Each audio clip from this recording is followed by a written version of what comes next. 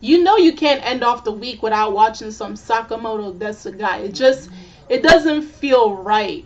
You need that weirdness and that hilarity just to mark off the end of the week. So here I am once again, a weekly review of Sakamoto desu ga, and then this week's episode, episode 6.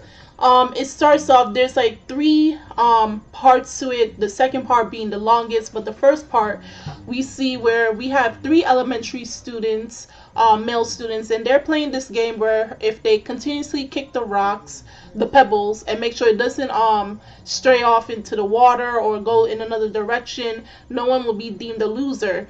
And they end up finding Sakamoto doing the same exact thing, and he's doing it at a high pace. Like Sakamoto, I don't know if at this point he is classified as a human, okay?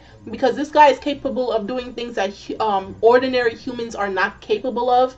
And the three boys, they end up losing their pebbles, and we see Sakamoto, he's defying gravity by going over, because there was a lake, and he's going over the lake for the pebble, and he's walking on the side of the place where the lake is. He's not in the water. He's walking on the side where the bridge is, and he's just kicking the pebble all the way. And then the next part of that first segment was where he's continuously walking on a straight line, and the boys are following him, thinking if they can't even do this, they can't even be deemed as adults in the future. So they're following Sakamoto and having a really fun time, and it was a very sweet part of the episode.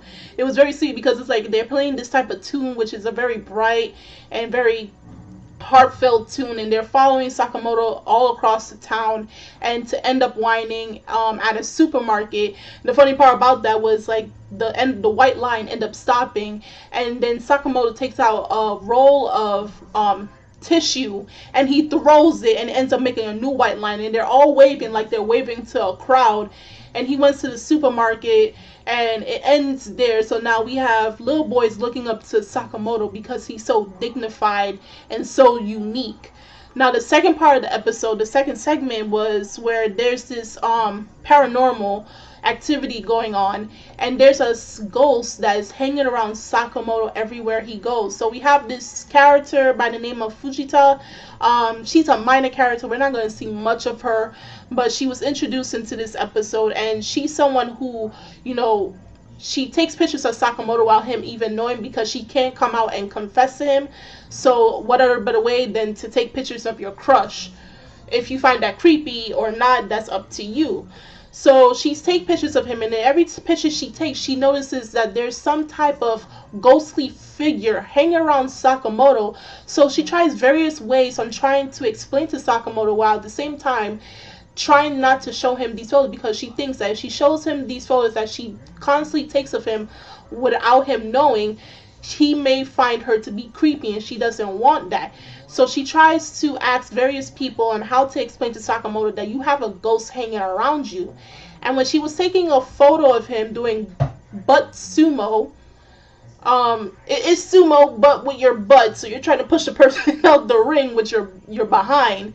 She realizes the multitude of photos she was taking of that was the ghost. When she was flipping through the photos, like you're trying to make an animated scene of it, she was flipping through the photos, and she realized that the ghost was telling to Sakamoto that she fell in love with him. She's in love with him.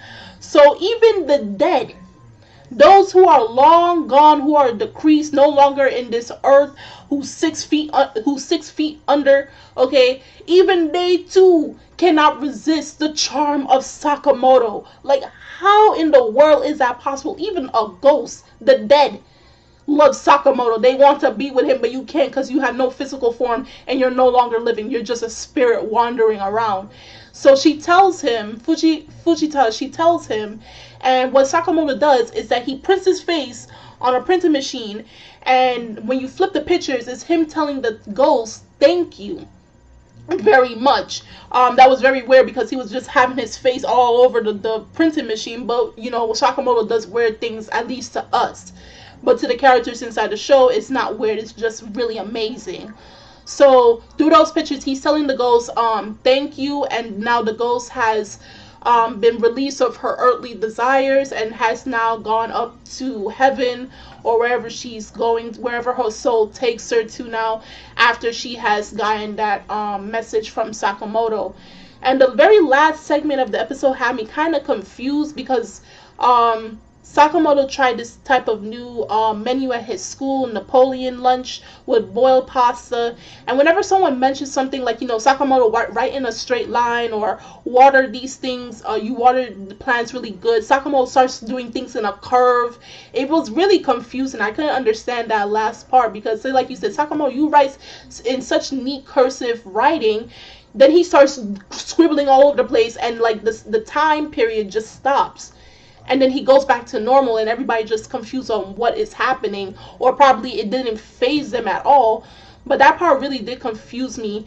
But I guess you don't have to really worry much on that segment, just the first two that happened in this episode.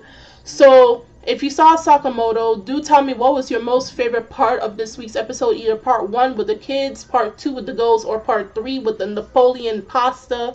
Do tell me in the comment section below which part was your favorite part.